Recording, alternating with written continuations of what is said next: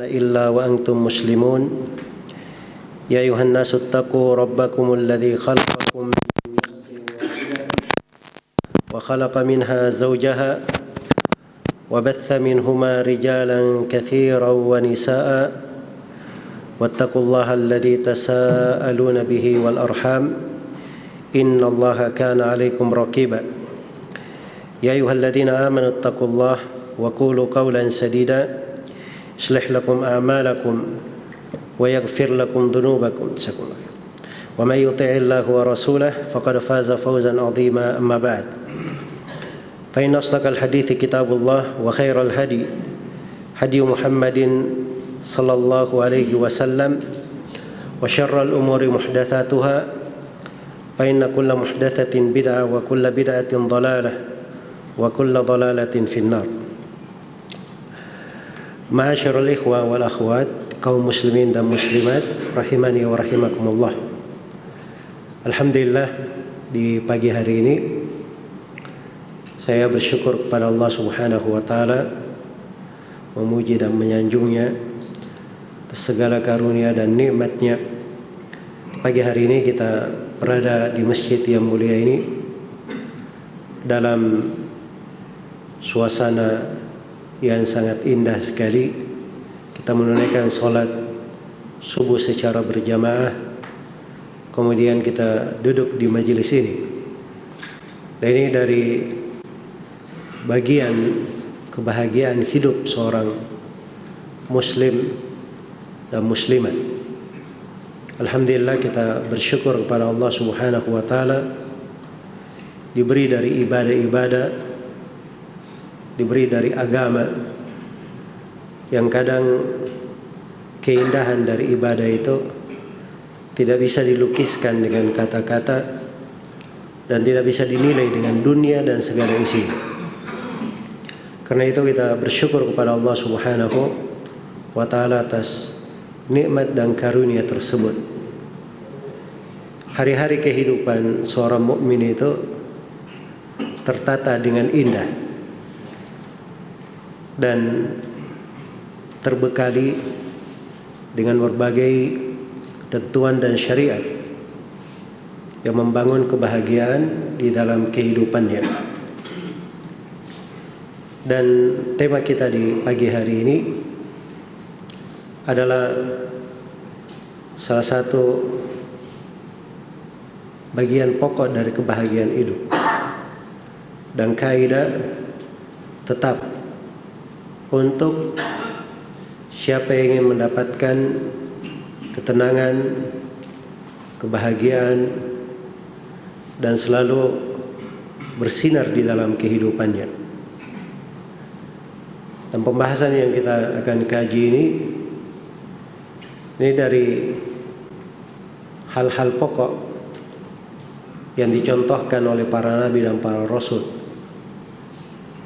dan mewarnai kehidupan para sahabat Rasulullah sallallahu alaihi wasallam. Apalagi dia adalah salah satu pokok kewajiban di dalam beragama. Karena itu kita penting untuk mempelajarinya, memahami dari maknanya, agar supaya kita hidup di atas hal tersebut dan juga wafat di atas hal tersebut.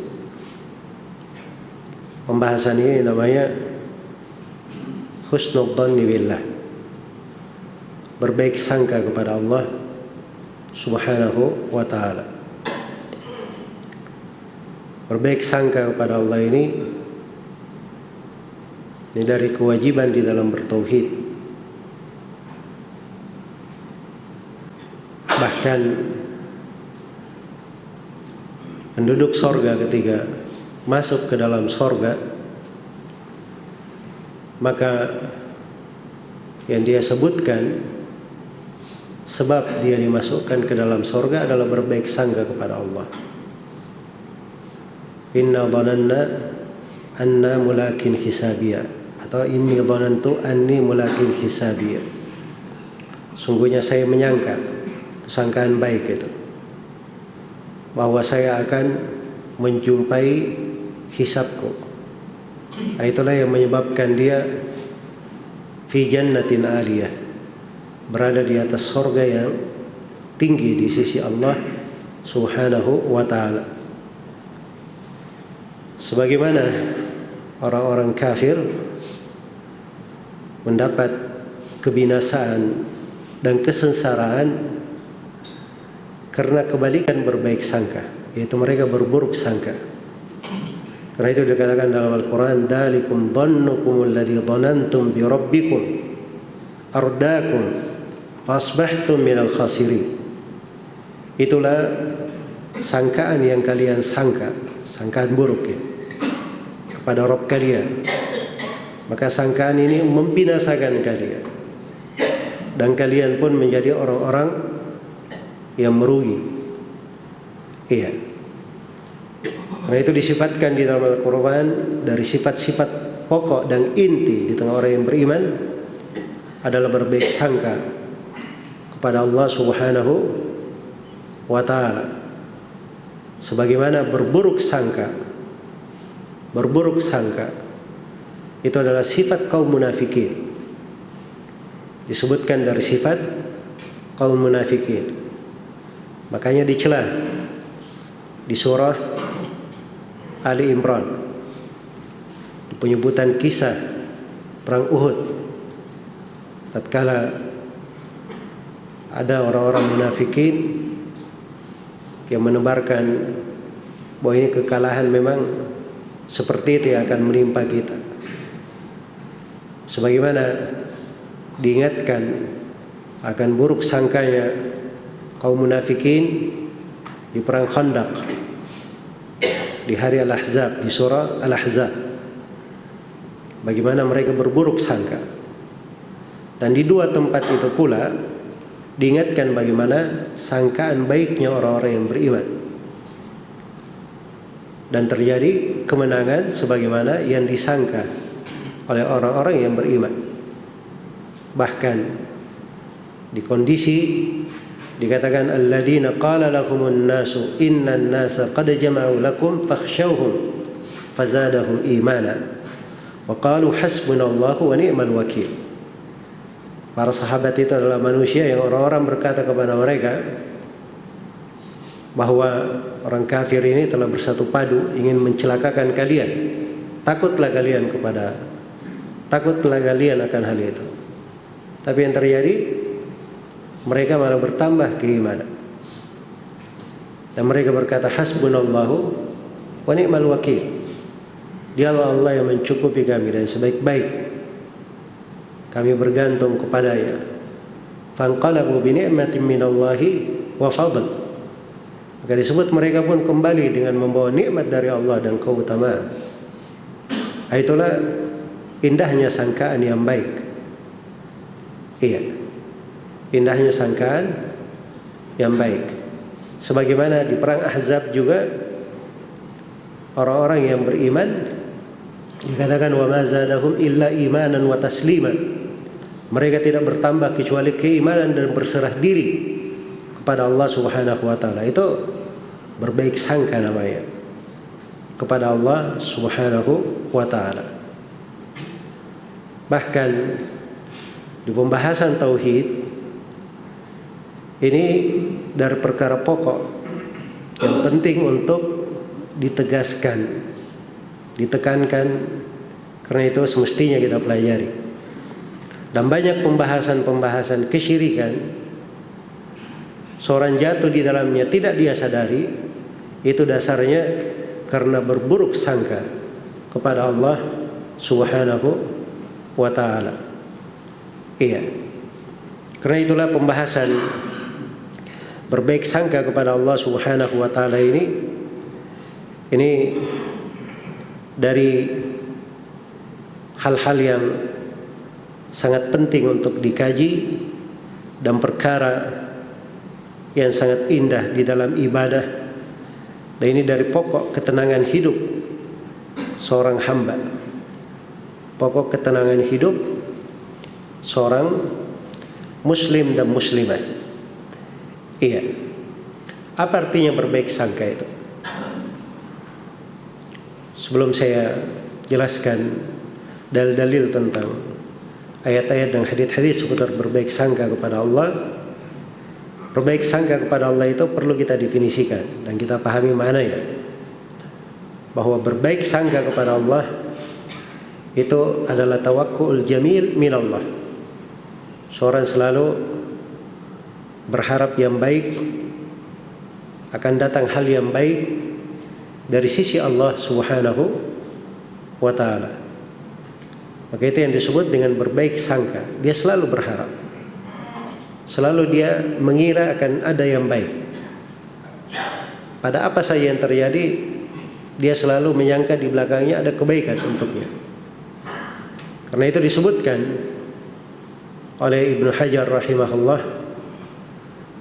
sejumlah perkara yang merupakan berbaik sangka kepada Allah. Di antaranya, seorang apabila dia berdoa, dia berbaik sangka doanya diterima. Kalau dia beristighfar, Allah Subhanahu wa ta'ala berikan untuknya taubat. Kemudian apabila dia tertimpa oleh musibah, maka diharapkan di belakangnya ada hikmahnya, ada kebaikannya dan seterusnya dari hal-hal yang disebutkan oleh para ulama rahimahumullahu ta'ala. Tapi mereka juga sebutkan bahwa berbaik sangka kepada Allah itu akan membuat seseorang itu giat untuk beribadah. Giat untuk beribadah. Dan ini poin pokok yang harus dipahami, sebab ini yang membedakan antara berbaik sangka kepada Allah dan orang yang tertipu, terpedaya di jalan Allah.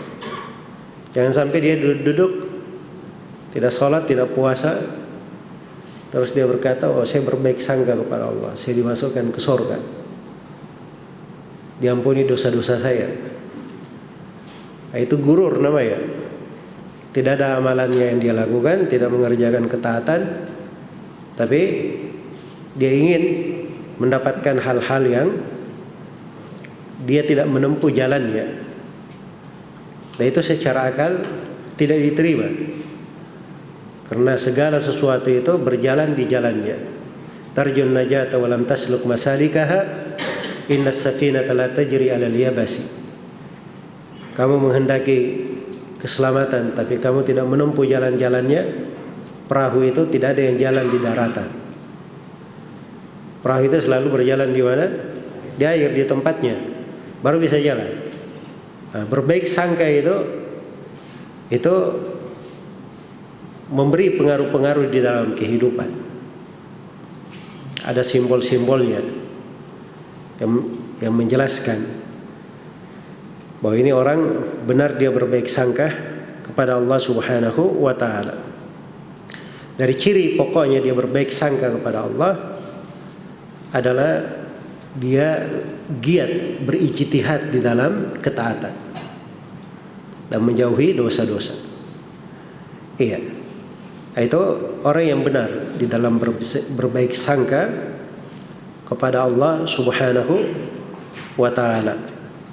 Karena husnudzan, berbaik sangka itu namanya saja berbaik sangka, itu masuk di dalam derajat ihsan. Ihsan itu artinya seseorang melakukan hal yang tertinggi, yang terbaiknya. Nabi mendefinisikan ihsan, kata beliau, ta'budallaha ka'annaka tarahu fa in lam takun tarahu fa innahu yaraka. Ihsan itu adalah engkau beribadah kepada Allah seakan-akan engkau melihatnya. Kalau engkau tidak mampu seakan-akan melihatnya, ketahuilah bahwa Allah melihatmu. Iya, itu ihsan namanya. Terdapat di dalamnya husn, kebaikan, berbaik sangka. Jadi kalau dia berbaik sangka kepada Allah Subhanahu wa ta'ala, dia akan semakin giat di dalam ibadah dan menjauhi dari dosa-dosa. Karena itu kata Al-Hasan Al-Basri rahimahullahu ta'ala, innal mu'min ahsana dhanna bi rabbih fa ahsana al-amal. Seorang mukmin itu dia adalah orang yang berbaik sangka kepada Rabbnya. Karena itulah dia juga baik di dalam beramal, bagus di dalam beramal. Wa innal munafiq asa'ad dhanna, dia berburuk sangka kepada Rabbnya. Fa asa'al amal, maka dia pun buruk di dalam beramal. Jadi ucapan Al-Hasan ini subhanallah ya, detail juga beliau. Karena beliau berikan sesuatu sebenarnya dalam kehidupan kita, sebagai barometer kita mengukur diri kita sendiri. Iya.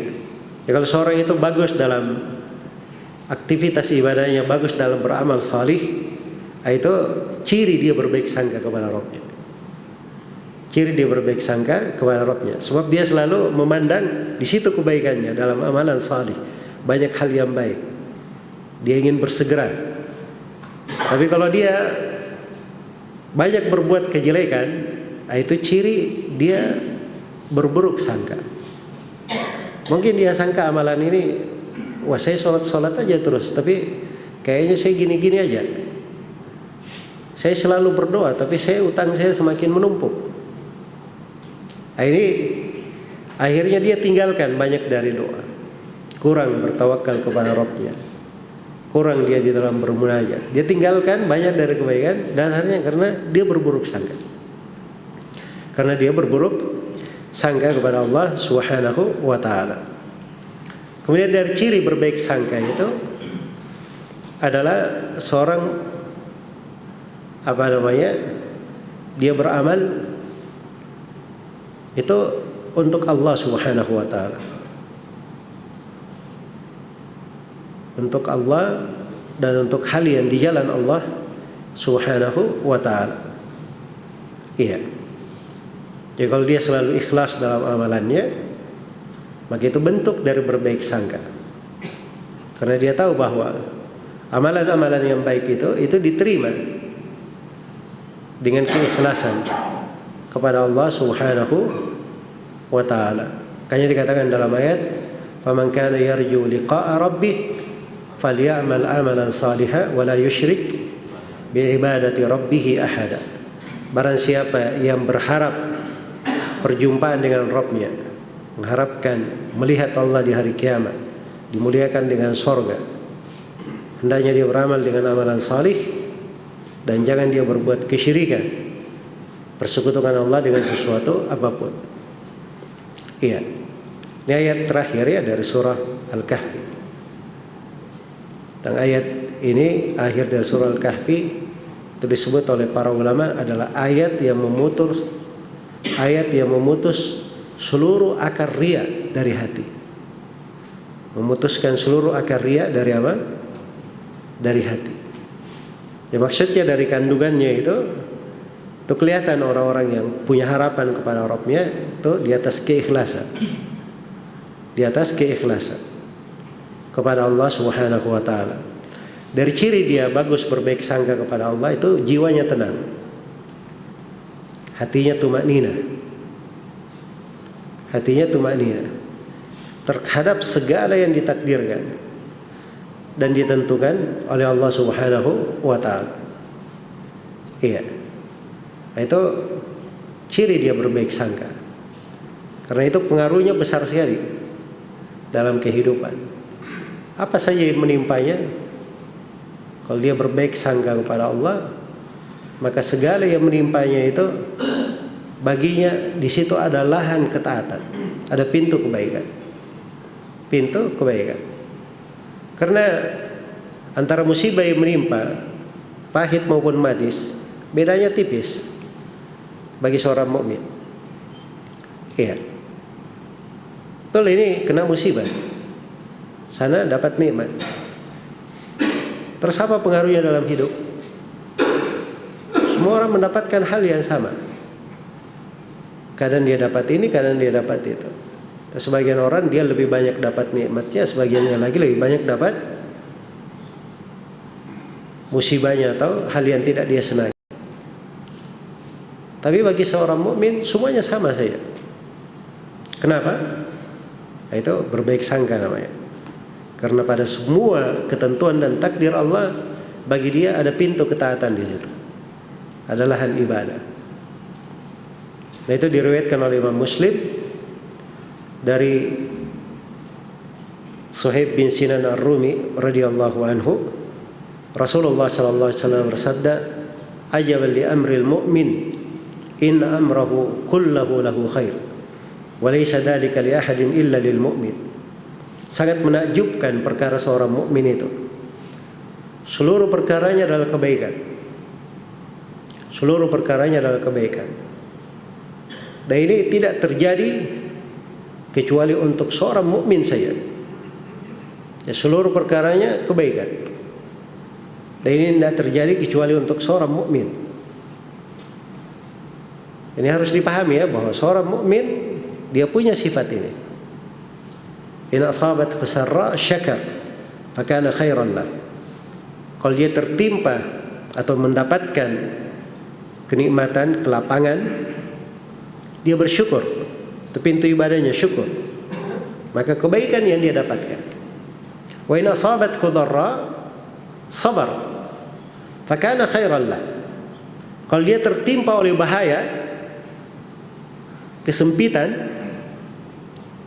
ada pintu ibadahnya juga, namanya sabar. Begitu dia sabar, maka kebaikan yang dia dapatkan. Kebaikan yang dia dapatkan. Karena itu seorang mukmin itu hidupnya selalu indah, selalu baik. Karena memang berbaik sangka ini, subhanallah, punya pengaruh-pengaruh yang sangat indah di dalam kehidupan seorang mukmin. Pengaruh yang sangat baik sekali di dalam kehidupan seorang mukmin yang bisa mengantarnya kepada berbagai jenjang yang tinggi di dalam kehidupan. Tergantung bagaimana dia berbaik sangka kepada Allah Subhanahu wa taala. Iya. Di dalam hadis Abu Hurairah yang diriwayatkan oleh Imam Al-Bukhari dan Imam Muslim, Rasulullah sallallahu alaihi wasallam pernah bersabda bahwa Allah Subhanahu wa taala berfirman di dalam hadits qudsi. Allah berfirman di dalam hadits qudsi. Jadi ini hadits qudsi atau disebut juga dengan hadits ilahi. Allah Subhanahu wa taala berfirman, "Ana inda dhanni 'abdi bi." Ana inda dhanni 'abdi bi. Sungguhnya aku ini sesuai dengan sangkaan hambaku kepadaku. Sungguhnya aku ini sesuai dengan sangkaan hambaku kepadaku. Oh, ini luar biasa hadits ini ya. Seorang itu dia akan mendapatkan sesuatu sesuai dengan apa yang dia sangka kepada Allah. Kalau dia sangka misalnya doanya dikabulkan, Allah kabulkan doanya. Dia sangka dia diberi kemudahan, Allah beri kemudahan kepadanya. Iya. Makanya kadang itu kalimat-kalimat diukur ya. Itu ada sejumlah hadits kita dilarang kalau mukul anak misalnya. Kemudian lisan itu berucap hal-hal yang nggak bagus. Kamu begini dan begini. Itu kayak dia berdoa. Itu dari bentuk berburuk sangka namanya. Jadi dia berbuat jelek kepada anaknya dengan kalimat-kalimat itu. Iya. Akhirnya kadang anaknya tertimpa kejelekan dengan sesuatu yang keluar dari lisan orang tuanya. Keluar dari lisan orang tuanya. Dan ini kadang nggak disadari.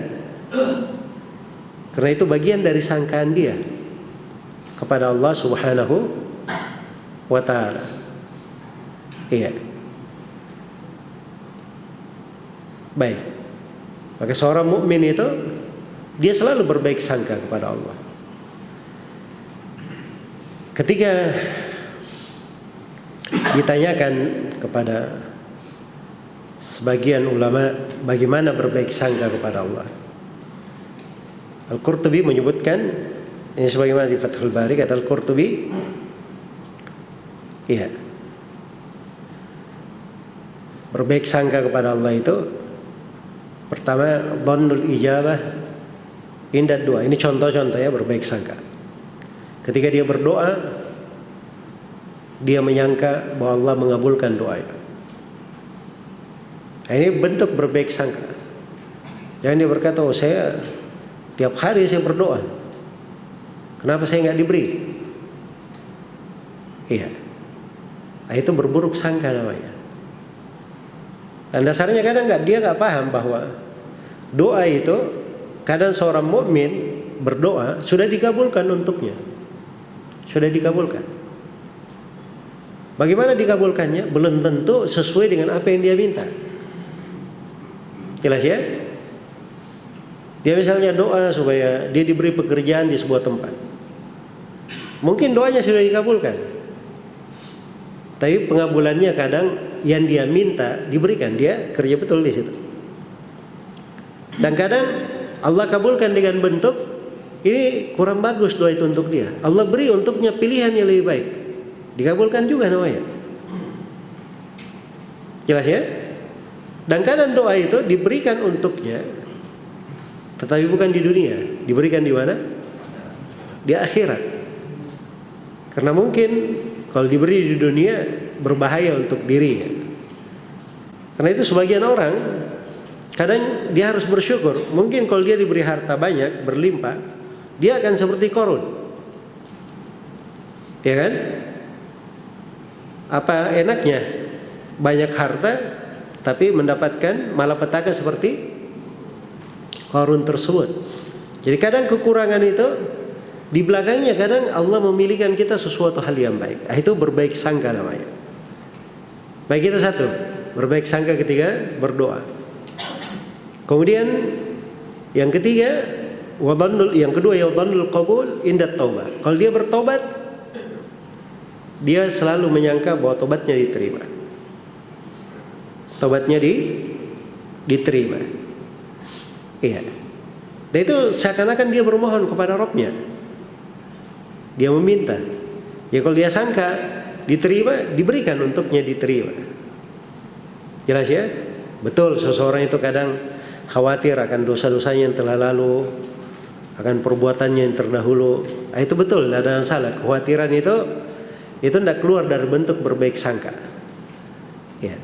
Tapi bersama dengan itu semua, dia selalu menyangka bahwa Allah mengampuni dia, menerima dari taubatnya. Yang ketiga dari contoh berbaik sangka adalah dhanna atau dhannul istighfar indal istighfar, dhannul maghfirah indal istighfar. Dia selalu menyangka sudah diampuni oleh Allah ketika dia beristighfar. Ketika dia beristighfar. Ya, kalau dia berkata astagfirullah, kita baca dalam salat dan seterusnya, nah, kita menyangka itu sudah diampuni oleh Allah Subhanahu wa ta'ala. Demikian pula dari berbaik sangka ketika dia beribadah kepada Allah, dia selalu menyangka bahwa ibadah ini pasti ada pengaruhnya, pasti ada balasannya. Nah, itu namanya bentuk berbaik sangka kepada Allah Subhanahu wa ta'ala. Makanya kadang subhanallah ya, banyak dari kita masuk dalam berburuk sangka, dia tidak menyadari bahwa dirinya berburuk sangka kepada Allah. Nah, di sinilah sudut pentingnya seorang itu mempelajari tentang berbaik sangka ini. Dan kenapa pembahasan ini dimasukkan di dalam buku-buku tauhid? Sebab ini kewajiban di dalam bertauhid. Iya. Makanya berburuk sangka itu disebut dalam Al-Quran yadhunnuna billahi dhannal jahiliyah. Mereka menyangka terhadap Allah dengan sangkaan orang-orang jahiliyah. Disebut sangkaan buruk itu seperti sangkaannya siapa? Orang-orang jahiliyah. Yadhunnuna billahi ghairal haqq. Di ayat yang lain dikatakan mereka menyangka kepada Allah hal yang bukan benar. Dhannas su, sangkaan yang buruk. Sangkaan yang buruk. Ini masuk di dalam konteks celaan. Iya. Karena itu tidak ada di sejarahnya umat Islam itu. Mereka menyangka bahwa umat ini selalu memperoleh kekalahan. Iya. Ini bahasa-bahasa kadang kita sering dengar di hari-hari ini ya, terkait dengan sebagian saudara kita yang tertindas. Seakan-akan umat ini akan hancur, akan binasa. Itu bersangka buruk namanya kepada Allah. Iya. Karena Allah telah menggariskan kemenangan untuk umat Islam ini dan sudah dipastikan di dalam Al-Quran dan hadits Rasulullah sallallahu alaihi wasallam. Wa laqad sabaqat kalimatuna li ibadina al-mursalin innahum lahumul mansurun wa inna jundana lahumul ghalibun. Sungguh telah tetap ketentuan kami untuk hamba-hamba kami para rasul bahwa mereka akan selalu ditolong oleh Allah Subhanahu wa taala. Dan sesungguhnya tentara-tentara Allah mereka yang akan selalu menang. Iya, itu dipastikan. Dan Rasulullah SAW bersabda, "Al-Islamu ya'lu wa la yu'la alaihi." Islam itu akan selalu yang paling tinggi, tidak ada yang lebih tinggi darinya. Dan di dalam Sahih Al-Bukhari Rasulullah SAW bersabda, "Wallahi la yutimmanna Allahu hadzal amr hatta yasir ar-rakib min Sana'a ila Hadramut wa la yakhafu illa Allah wad-dhi'ba ala ghanami." Demi Allah, Allah akan menyempurnakan kebaikan untuk umat ini. Sampai seorang yang berkendaraan dari Sana'a ke Hadramut, dia tidak takut kecuali hanya kepada Allah dan khawatir ada serigala yang menerkam dombanya. Ditetapkan kemenangan untuk umat ini. Karena itu siapa yang menyangka bahwa kebatilan akan selalu berkuasa di atas kebenaran, itu berburuk sangka namanya kepada Allah. Berburuk sangka kepada Allah. Dia tidak tahu bahwa Allah itu bernama Al-Haq. Dari Asmaul Husna, nama Allah nama apa? Al-Haq. Jangan antum kenal Asmaul Husna Ar-Rahman Ar-Rahim saja. Ada juga nama Allah namanya apa? Al-Haq. Apa artinya Al-Haq? Yang maha benar, yang maha hak. Hak itu datang darinya, dan dia akan selalu menampakkan kebenaran. Jadi kok tidak ada ceritanya kebatilan itu, kekufuran selalu berkuasa, itu tidak ada ceritanya. Kadang kebatilan berkecamuk, bikin prahara, tapi setelah itu akan bias, hilang. Karena itu kata sebagian ulama, kata Abu Hatim Ar-Razi rahimahullahu taala, "Inna lil batili jaulah thumma yatalasha." Sungguhnya kebatilan itu kadang dia berkecamuk di sana sini, tapi setelah itu akan hilang, akan buyar. Namanya saja batil. Kebenaran itu akan ditampakkan sekarang atau besok, tapi pasti dia akan dijayakan. Iya. Karena itu telah mutawatir dari Nabi sallallahu alaihi wasallam, syah dari berbagai jalur periwayatan, bahwa Rasulullah sallallahu alaihi wasallam bersabda, "La tazalu ta'ifatun min ummati zahirin 'alal haqq la yadhurruhum man khalafahum wala man khadalahum hatta ya'ti amrullah wa hum ala dhalik." Akan terus-menerus ada satu kelompok dari umatku ini yang menampakkan kebenaran, tinggi dengan kebenaran itu. Tidak dibahayakan mereka ini oleh orang yang menyelisih atau orang yang menggembosi mereka sampai datang hari kiamat. Itu berbaik sangka namanya kepada Allah. Iya. Makanya ketika Rasulullah SAW berada di gua, apa kata Nabi kepada Abu Bakar? "Ya Abu Bakar, ma dhannuka bithnaini Allahu thalithuhuma." Wahai Abu Bakar, apa sangkaanmu pada dua orang? Allah adalah yang ketiga dari mereka berdua. Itu subhanallah, berbaik sangka kepada Allah Subhanahu wa taala. Karena itu perlindungan Allah, pertolongan Allah selalu berpihak kepada Nabi sallallahu alaihi wasallam dan para sahabatnya. Iya. Kalau ada musibah-musibah yang menimpa untuk umat ini, banyak pintu kebaikan untuk seorang hamba. Ini pintu kebaikan kadang diberikan untuknya dari bab afiat. Sana diberi pintu kebaikan dari bab musibah dan petaka. Iya. Tapi yang buruk itu adalah berburuk sangka kepada Allah Subhanahu wa taala. Dan ini jangan sampai terjadi pada seorang muslim dan muslimah. Ketika terjadi kejadian-kejadian yang seperti itu. Karena itu ada namanya berbaik sangka dari kewajiban bertauhid. Dan namanya berburuk sangka. Berburuk sangka. Karena itu disebutkan oleh Ibnu Al-Qayyim rahimahullah dari salah satu jenjang tawakal kepada Allah Subhanahu wa taala, dari jenjang tawakal, derajat tawakal itu adalah berbaik sangka kepada Allah. Berbaik sangka. Karena kalau dia sudah melakukan sesuatu, menginginkan sesuatu, dia kerjakan sebab-sebabnya, maka sisa dia berbaik sangka kepada Allah, itu akan diberikan untuknya. Maka itu bagian dari jenjang tawakal kepada Allah Subhanahu wa taala. Iya. Kadang para nabi alaihi wassalatu wassalam ditimpa masalah. Iya, ditimpa masalah. Dan itu disebutkan di dalam hadits umum maupun hadits khusus terkait dengan nabi kita Nabi Muhammad sallallahu alaihi wasallam. Para nabi itu disebutkan dalam sebagian hadits, wa kanu idza hazabahum amr faza'u ila shalah. Adalah para nabi itu kalau dirundung oleh musibah, ditimpa oleh musibah, maka mereka itu bersegera untuk sholat. Ketika kisah al-ifk yang menimpa keluarga Nabi sallallahu alaihi wasallam, tuduhan berbuat tidak baik, maka Nabi sallallahu alaihi wasallam melakukan sholat untuk hal itu. Itu subhanallah contoh berbaik sangka. Ya, di dalam kehidupan.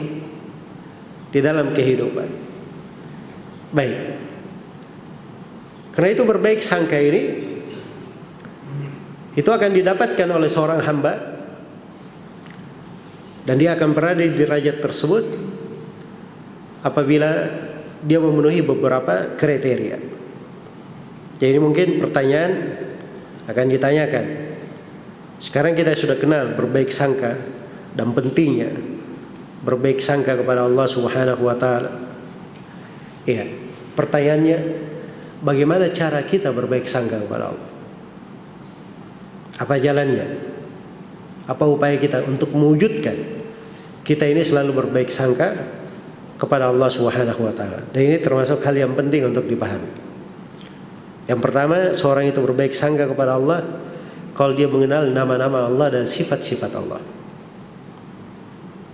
Dia mengenal nama-nama dan sifat-sifat Allah Subhanahu wa taala. Supaya dia tahu bahwa penciptaan ini ada hikmahnya. Dan Allah dalam segala ketentuan dan takdirnya memiliki hikmah. Iya. Memiliki hikmah. Falillahil al-hujjatul balighah. Allah itu memiliki hujjah yang paling mendalam, hikmah yang paling mendalamnya. Allah Subhanahu wa taala menamakan dirinya Hakim, yang maha bijaksana, yang maha hikmah. Iya, karena itu mengenal nama Allah Subhanahu wa taala itu akan memberikan kepada kita suatu pembawaan untuk selalu berbaik sangka kepada Allah. Ya, jatuh dalam dosa, dia bertobat kepada Allah. Dia tahu bahwa dari nama Allah adalah At-Tawwab, yang maha mengampuni. Dari nama Allah Al-Ghafur. Iya. Ketika dia kenal nama ini, dia tahu pengaruh dari nama-nama itu, pasti Allah akan mengampuni siapa yang bertobat, maka itu akan membuatnya berbaik sangka. Dia tahu Allah itu maha qadir, maha mampu atas segala sesuatu. Iya. Tapi harus dipahami bahwa hidup itu seperti itu. Itu Firaun dengan segala kesewenang-wenangan dan kezalimannya layak untuk dibinasakan. Ya, Nabi Musa alaihissalam berdoa kepada Allah supaya Firaun dan kaumnya yang melampaui batas ini dibinasakan oleh Allah. Doanya disebut di surah Yunus. Kemudian di ayat setelahnya disebut pernyataan Allah, qad ujibat da'watukuma fastaqima. Telah dikabulkan doa kalian berdua. Ya. Jadi ini di kondisi Firaun mengganggu Nabi Musa dan kaumnya dengan berbagai gangguan. Kata sebagian ulama ahli tafsir, sudah dikabulkan doanya, tapi kenapa Firaun belum dibinasakan? Malah disebutkan antara doa ini dikatakan dikabulkan dan jarak Firaun dibinasakan itu ada 40 tahun. Ada 40 tahun. Padahal sudah dikatakan doa kalian berdua sudah apa? Sudah dikabulkan. Iya. Itu kan sesuatu berada di sisi Allah. Hikmah Allah, itu urusan Allah, bukan urusan kita. Ketika Allah menetapkan sesuatu di dalam hal itu ada hikmah yang besar di sisi Allah Subhanahu wa ta'ala. Iya. Baik. Jadi jangan berkata bahwa wah ini kenapa kita sudah kunut nazilah tidak juga dibuat mampus Yahudi-Yahudi. Ya. Itu berburuk sangka namanya kepada Allah Subhanahu wa ta'ala. Dan itu tidak bisa keluar dari ketentuan. Yahudi itu akan selalu ada sampai hari kiamat. Ketika Nabi Isa alaihissalam turun, itu ada 70.000 pengikut Yahudi dari Asfahan. Asfahannya itu di wilayah sana sekarang. Ya. Bersembunyi di belakang pohon Gharqad. Ketika disebut di Sahih Muslim. Jelas ya? Jadi itu ditentukan akan ada hari kiamat. Antum doa pun setiap hari supaya semua Yahudi dibinasakan, tidak mungkin itu terjadi. Makanya doa juga kadang sebagian orang, subhanallah, doanya, ya Allah mampuskanlah Yahudi itu satu-satu, tidak ada yang tersisa. Itu namanya melanggar dari ketentuan Allah Subhanahu wa ta'ala. Kalau dia bilang, ya Allah binasakanlah Yahudi yang melampaui batas, itu masuk akal. Jelas ya? Masuk akal. Tapi ingin dia hilangkan semua Yahudi, itu ketentuan Allah berjalan di dalam hikmah dan syariatnya. Jelas ya? Baik. Jadi maksudnya di sini berbaik sangka ini pembahasannya terkait dengan banyak hal. Apalagi kalau sudah diikat bahwa orang mau berbaik sangka, dia perlu mengenal dari nama-nama Allah, dari sifat-sifat Allah, mengenal dari hikmah-hikmah Allah. Iya. Mengenal dari hikmah-hikmah Allah Subhanahu wa ta'ala. Kemudian yang kedua dari cara seorang itu berbaik sangka kepada Allah dan yang membantu dia berbaik sangka adalah dia meninggalkan hal yang mungkar. Meninggalkan hal yang mungkar, dosa-dosa. Yang berbaik sangkanya itu dia selalu mencari jalannya menuju kepada Allah. Faman kana yarju liqa'a rabbih falyamal amalan salihan wa la yusyrik bi ibadati rabbih ahada. Siapa yang yarju, raja itu berbaik sangka namanya. Ada makna berbaik sangka di situ. Iya. Dia berharap pertemuan dengan Rabbnya. Itu pertemuan dengan Rabbnya ditafsirkan dua penafsiran oleh para ulama ahli tafsir. Penafsiran yang pertama, perjumpaan dengan Rabbnya adalah melihat Allah pada hari kiamat. Ya kalau di atas mana ini ayat akan diterjemahkan begini. Siapa yang berharap ingin mendapatkan lezatnya melihat Allah di hari kiamat, syaratnya dua. Falyamal amalan salihan wala yusyrik bi ibadati rabbih ahada. Dan yang kedua liqa kadang ditafsirkan dengan al-mulaqah. Seorang berjumpa berdiri di depan Allah. Nah, ketika dia berdiri di depan Allah, ingin diridhai di depan Allah, tidak bermasalah Itu syaratnya dua. Falyamal amalan salihan wala yusyrik bi ibadati rabbih ahada. Jangan dia berbuat kesyirikan dalam peribadatan kepada Rabbnya.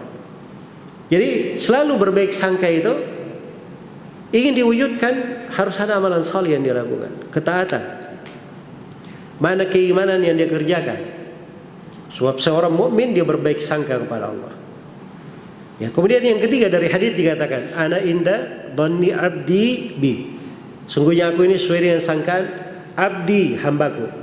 Tahu kata abdi? Apa artinya abd? Hamba.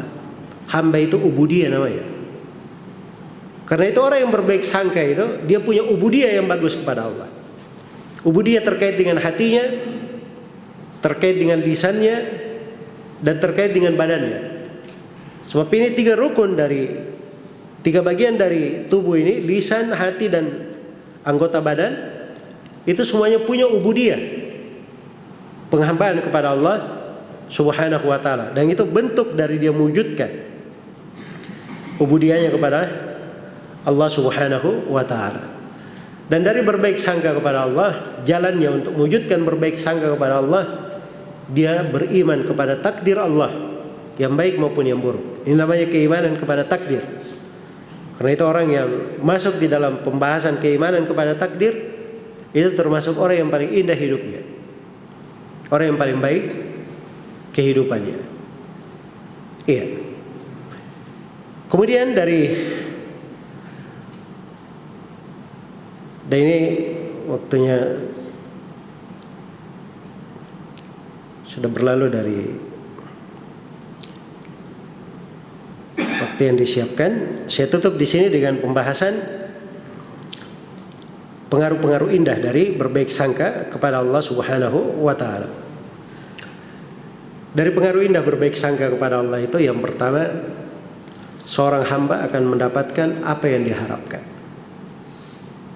Dia gantungkan harapan kepada Allah Subhanahu wa ta'ala, selalu berbaik sangka kepada Rabb kita, maka kita akan dapatkan sesuai dengan sangkaan kita. Diriwayatkan oleh Imam Tirmidzi dan Ibnu Majah dari Anas bin Malik radhiyallahu taala anhu, Nabi sallallahu alaihi wasallam pernah masuk menjumpai seorang anak muda yang sedang sakaratul maut. Maka Nabi bertanya kepadanya, "Kaifa tajiduk?" Bagaimana kamu dapatkan kondisi dirimu? Kata anak muda ini, "Wallahi ya Rasulullah, inni arjullaha wa inni akhafu dhunubi." Katanya, demi Allah ya Rasulullah, saya sangat berharap kepada Allah, tapi saya juga takut terhadap dosa-dosaku. Dua. Kata Rasulullah SAW, la yajtami'ani fi qalbi abdin bimisli hadzal mautin illa atahu Allahu ma yarju wa amanahu mimma yakhaf. Tidaklah dua sifat ini berkumpul di hati seorang hamba di kondisi yang seperti ini, kecuali Allah akan beri dia apa yang diharapkan, dan Allah akan amankan dia dari segala yang dia khawatirkan. Ini berbaik sangka namanya. Berbaik sangka. Perhatikan ya, bagaimana orang yang takut terhadap dosanya dihitung juga berbaik sangka. Sebab dia bukan cuma memperhitungkan dosa, dia juga berharap kepada Allah. Makanya lengkap. Ya, dia di dalam hal tersebut. Kalau dia selalu dosa saja yang dia takutkan, tidak ada harapan, itu orang bukan takut kepada Allah namanya. Itu orang putus asa. Orang putus asa. Orang yang takut kepada Allah itu, dia takut dosa-dosanya, dia takut keburukan atas dirinya, tetapi dia masih berharap kepada Allah. Itu yang takut yang benar. Tapi kalau dia tidak berharap kepada Allah, itu orang putus asa namanya. Putus asa. Jadi ini hal-hal harus dibedakan. Kemudian yang kedua, dari indahnya berbaik sangka kepada Allah, berbaik sangka kepada Allah itu akan membuat seorang itu mengagungkan Rabbnya, mengagungkan Allah. Pada segala sesuatu dia selalu memuji Allah. Makanya Nabi kan mengajarkan apa? Kalau kita dapat nikmat, apa yang kita baca? Alhamdulillahilladzi bi ni'matihi tatimmus shalihat. Baik, kalau kita di kondisi nggak bagus, kita baca apa? Alhamdulillahi ala kulli hal. Dia selalu bagus gitu, mengagungkan Rabbnya, memuji Allah Subhanahu wa ta'ala. Itu orang yang berbaik sangka. Jelas ya? Berbaik sangka. Sama di dalam kehidupan. Kemarin di hari-hari corona itu kadang subhanallah ya, ngeri-ngeri juga kita dengar orang itu. Wah, ini kalau peraturan seperti ini bisa habis ekonomi kita. Ya. Apa jadinya bangsa ini? Ini orang-orang berputus asa namanya. Jelas ya? Berputus asa. Dia tidak tahu bahwa dalam sejarah manusia sudah pernah terjadi kondisi yang lebih buruk daripada itu. Masih ada juga dia sampai hari ini kan.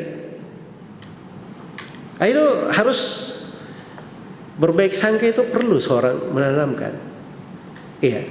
Jangan seperti sekarang ini. Ini kita kadang bicara di hari-hari ini agak susah juga ya. So, kalau kita bicara yang benar nanti dipikirnya kita tidak pro Palestina lagi. Iya. Ini sebagian orang kadang kalau bicara masalah hal yang menimpa saudara-saudara kita, ini sembarangan ngomongnya. Dia sikatlah semua pemerintahan yang ada di atas muka bumi ini, semuanya pengkhianat, tidak ada yang ini. Dia katai orang Yahudi, dia katai ini orang-orang yang paling dungu dan paling buruk sangkaannya. Kalau dia bersangka baik, nggak seperti itu ucapannya. Nggak keluar dari ucapannya kecuali hal yang diridhai dan dicintai oleh Allah Subhanahu wa ta'ala. Jelas ya? Maka berbaik sangka ini penting dalam kehidupan. Jangan seseorang itu kena musibah, dia tambah musibah lagi di sudut yang lain. Nah, itu sudah jatuh kena tangga pula namanya. Iya. Jangan sampai terjadi hal yang seperti itu pada kehidupan seorang hamba.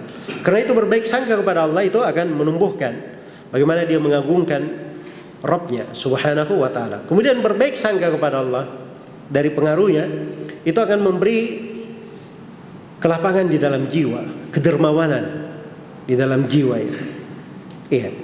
Karena dia selalu berbaik sangka kepada Allah Subhanahu wa ta'ala. Seorang Arabi, subhanallah ya, dia mendengar ayat. Dia datang kepada seorang, ya bukan alim juga besar tapi ahli syair gitu. Dia datang terus dia bilang, kamu hafal Al-Quran? Iya. Perdengarkan saya beberapa ayat. Maka dibacakan ayat dari surat Dariyat. Wa fis samai rizqukum wa ma tu'adun.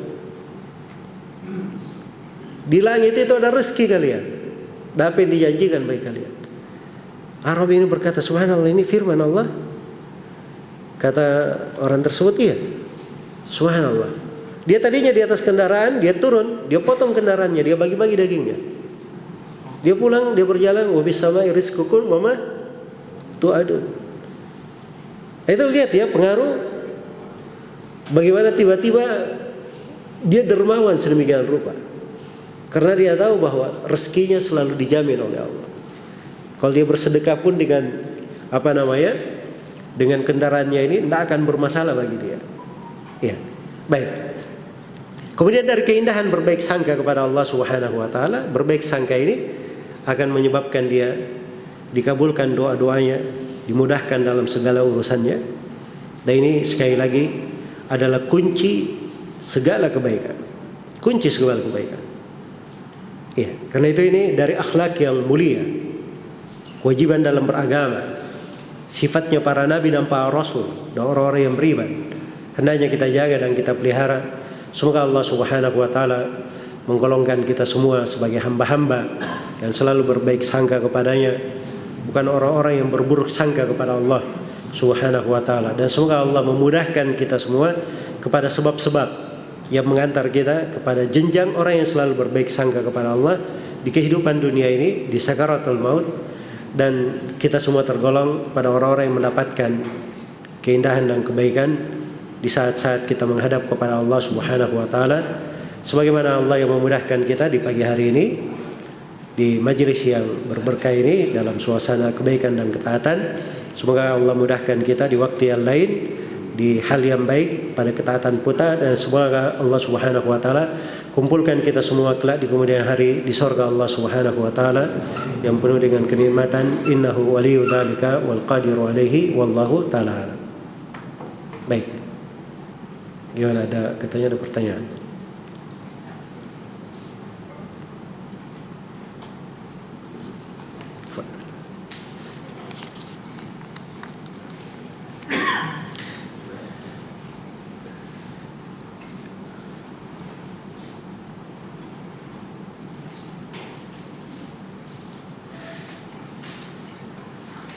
Ustadz, kita jumpai di masyarakat mereka melakukan amalan doa bersama untuk si mayit, dan mereka berbaik sangka doanya dikabulkan.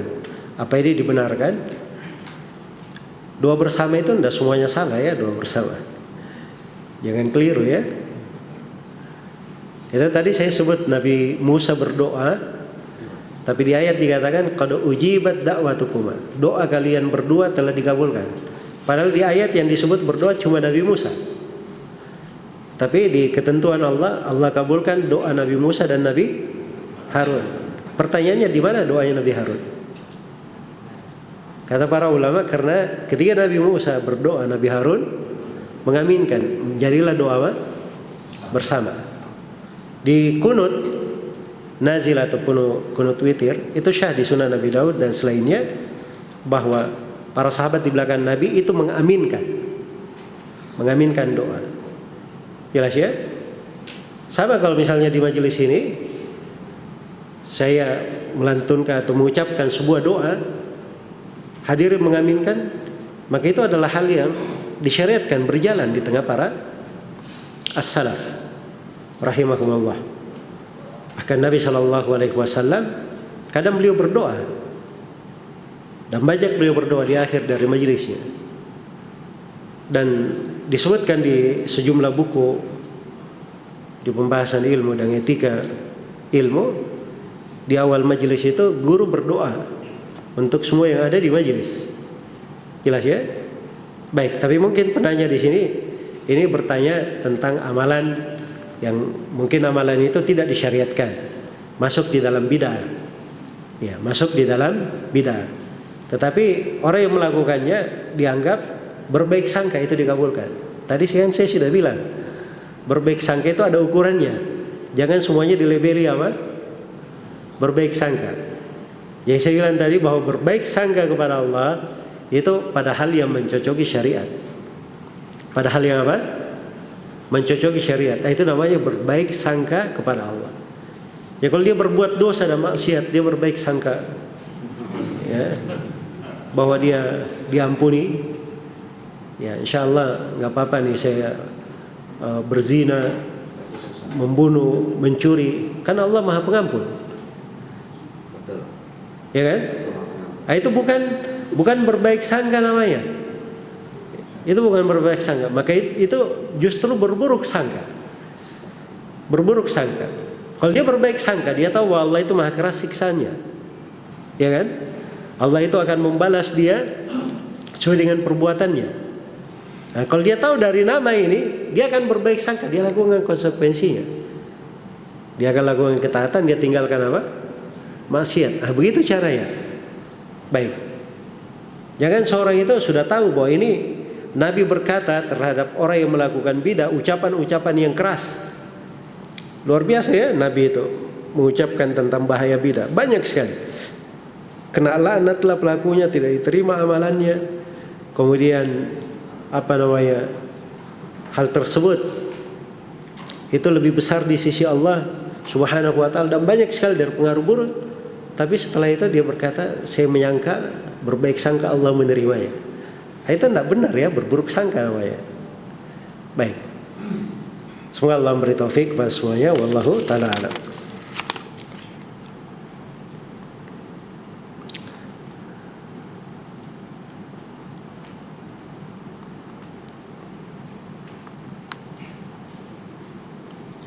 Apakah melakukan kehati-hatian seperti takut dalam mengambil suatu langkah atau melakukan tindakan? Karena kita banyak mengira bahwa kita tidak mampu. Padahal kita tahu Allah berkuasa atas segala sesuatu. Termasuk bentuk berburuk sangka kepada Allah. Jawabannya enggak ya, itu lumrah dalam hidup gitu. Ya. Berbaik sangka kepada Allah itu kalau dia sudah maksimal pada sesuatu, sudah menentukan pilihannya, dia sholat istikharah, itu berbaik sangka kepada Allah. Jelas ya? Tapi seseorang hidup itu memang di dalam Al-Quran dikatakan wahadainahun najdain. Kami tunjukkan kepada manusia dua jalan, ada jalan baik, ada jalan buruk. Memang kita harus pandai membedakan.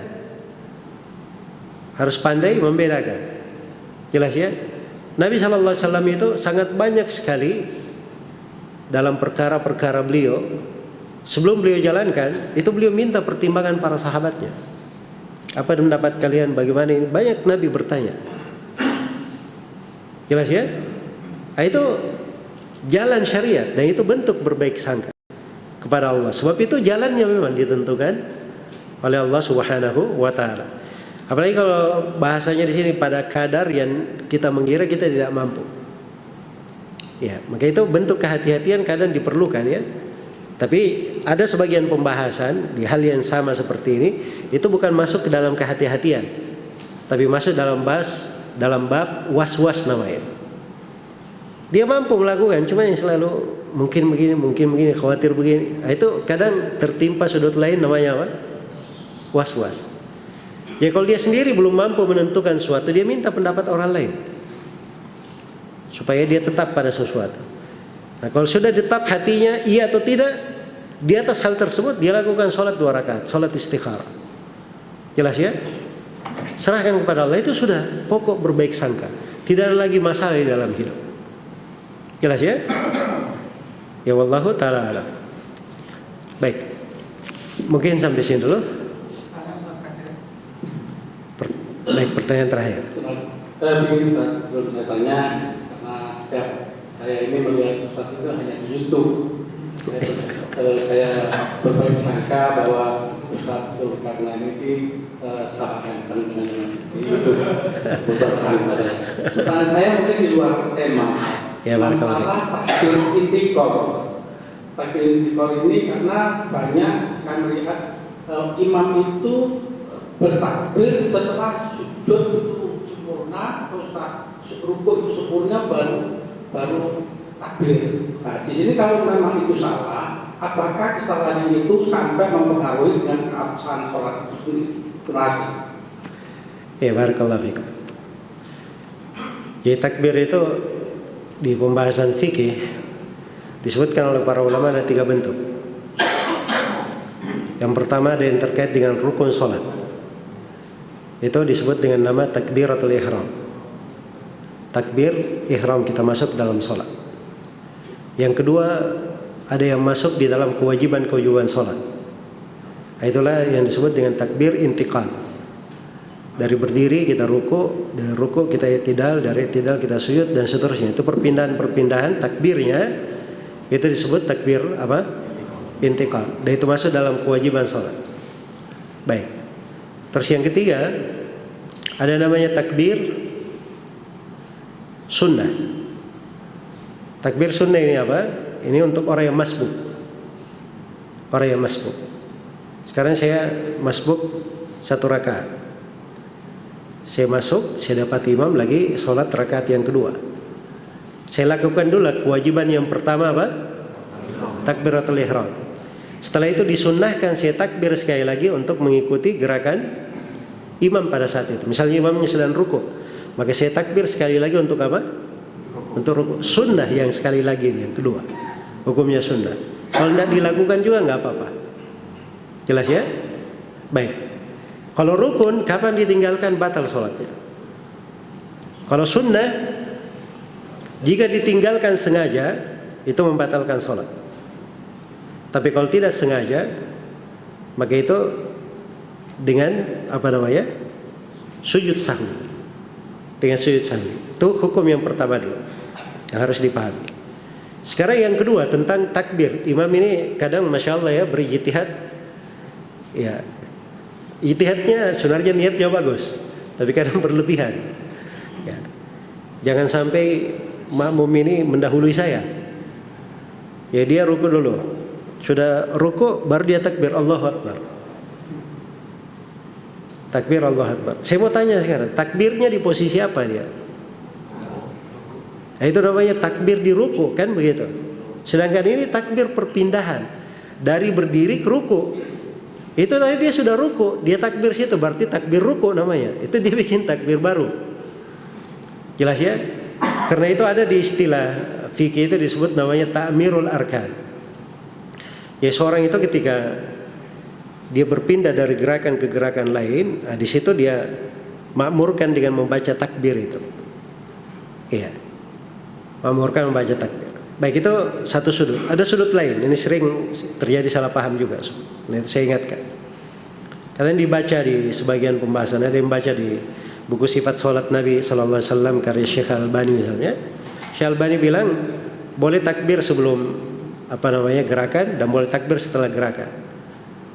Dia pahami seperti itu. Dan itu keliru memahami. Ya. Riwayat-riwayat yang ada dalam hal itu tidak keluar dari mana yang saya terangkan. Jadi sisa masalah waktunya saja, timingnya saja. Sekarang kita mau ruku. Gimana cara ruku ya? Ya, takbirnya bagaimana? Dia takbir Allahu Akbar dari awal, kemudian sudah bergerak, begitu, sudah bergerak. Allahu Akbar sambil turun. Itu di awal. Dan boleh juga sudah turun, sudah pertengahan begitu, mau dekat ruku, dia bilang Allahu Akbar sebelum ruku ya. Nah, itu nggak apa-apa, itu kan mengakhirkan, itu nggak ada masalah. Jelas ya? Mengakhirkan. Dipahami sampai sini? Baik, saya kasih contoh ya supaya jangan bingung. Sekarang begini, di depan ya, di depan. Sudah mau ruku begini, kalau dia takbir begini Allahu Akbar, ini takbir berdiri namanya. Ya kan? Tapi kalau di awal dia begini, sudah mulai turun Allahu Akbar. Nah, ini boleh, nggak ada masalah. Karena dia sudah mulai berpindah. Ini di awal namanya, tapi sudah mulai berpindah. Atau dia sudah turun dulu. Gini, Allahu Akbar. Ini juga boleh, nggak ada masalah. Karena dia sudah apa? Sudah mulai berpindah. Tapi kalau dia sudah turun begini, sudah ruku posisi lengkap, Allahu Akbar. Ini takbir apa namanya? Takbir ruku. Itu nggak benar. Jelas ya? Baik. Jadi itu mungkin sudut yang saya bisa terangkan ya dari pertanyaan Bapak. Ya wallahu ta'ala. Mungkin kita cukupkan sampai sini, dibatasi 3 pertanyaan ya. Ya Pak. Ini satu terakhir ya yang benar.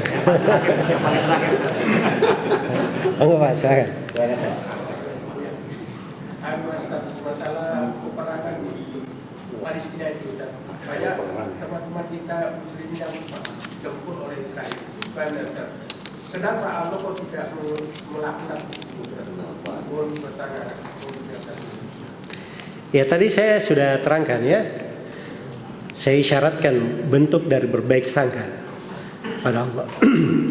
Jadi kalau bertanya kenapa itu pertanyaan mungkin diganti bahasanya. Sebab ini kita mempertanyakan perbuatan Allah namanya. Ya Allah itu punya hikmah. Ya. Jadi Rasulullah SAW dan para sahabat misalnya pernah mengalami kekalahan atau tidak? Pernah kan? Ya tidak boleh kita tanya kenapa gitu. Walaupun hikmahnya ada diterangkan gitu. Tapi pada dasarnya kita tidak mempertanyakan perbuatan Allah Subhanahu wa taala. Karena Allah berfirman dalam Al-Qur'an, la yus'alu amma yaf'al wa hum yus'alun. Allah itu tidak boleh ditanya apa yang dia lakukan. Mereka lah manusia yang ditanya apa yang mereka lakukan. Tetapi pada segala perbuatan Allah itu pasti ada kebaikan di sisi Allah di belakangnya. Karena itu dikatakan dalam hadits wasyarru laisa ilaik. Keburukan itu tidak kembali kepada engkau ya Allah. Maksudnya dari sudut hikmah dan perbuatan Allah tidak ada keburukan. Karena Allah misalnya menakdirkan adanya kekafiran. Kenapa ada yang kafir? Kan ada hikmahnya. Alif lam mim ahasiban nasu ay yutraku ay yaqulu amanna wa hum la yuftanun. Itu kan untuk menguji siapa yang beriman dan tidak beriman. Iya. Adanya Fir'aun supaya nampak indahnya keimanan Nabi Musa dan pengikutnya, kan begitu. Sama kita, ada manis ada pahit. Kalau tidak ada yang pahit, kita tidak tahu kadarnya yang manis ini kayak gimana, betapa nikmatnya manis ini. Sama siang dan malam. Kalau kita kenal siang saja tidak tahu malam, kita tidak ngerti betapa nikmatnya apa siang ini. Nanti mati lampu baru tahu, ya kan? Di malam hari, wah rupanya ini luar biasa siang ini. Sama kita di waktu malam dengan tenangnya tidur. Andai kata tidak ada waktu malam, kita malam terus, tidak kenal siang, kita tidak kenal nikmatnya waktu apa? Waktu malam. Jadi itu hal-hal berjalan di dalam kehidupan. Ya Allah Maha memiliki hikmah di belakang hal tersebut. Ya sisa kita itu berbaik sangka pada segala hal yang apa? Hal yang terjadi. Nah, itu tadi dari indahnya berbaik sangka itu. Karena memang terkait dengan masalah keimanan kepada takdir. Kalau terjadi musibah-musibah, seorang itu tidak melampaui batas. Yang masalah itu ketika terjadi musibah melampaui batas. Iya, keluar dari hal yang apa? Disyariatkan. Keluar dari hal yang disyariatkan. Semoga Allah memberi taufik kepada semuanya. Wallahu ta'ala alam. Kita cukupkan sampai sini. Subhanakallahumma wa bihamdik, asyhadu an la ilaha illa anta, astaghfiruka wa atubu ilaik. Dan saya tutup dengan doa yang dikatakan oleh Ibnu Umar radhiyallahu anhuma, qallama kana Nabi sallallahu alaihi wasallam jalasa illa da'a bihaula'il kalimat. Sangat jarang Nabi sallallahu alaihi wasallam duduk di sebuah majelis kecuali beliau itu selalu membaca doa-doa ini. Allahumma inna nas'aluka min khasyyatika ma tahulu bainana wa baina ma'asik, wa min ta'atika ma tuballighuna bihi jannatak, wa min al-yaqini ma tuhawwinu bihi alaina masa'ib ad-dunya, wa matti'na bi asma'ina wa quwwatina wa absarina ma ahyaytana waj'alhu al-waritha minna waj'al tha'rana 'ala man zalamana wansurna 'ala man adana ولا تجعل مصيبتنا في ديننا ولا تجعل الدنيا أكبر همنا ولا مبلغ علمنا ولا تسلط علينا من لا يرحمنا سبحانك اللهم وبحمدك أشهد أن لا إله إلا أنت أستغفرك وأتوب إليك والحمد لله رب العالمين السلام عليكم ورحمة الله وبركاته.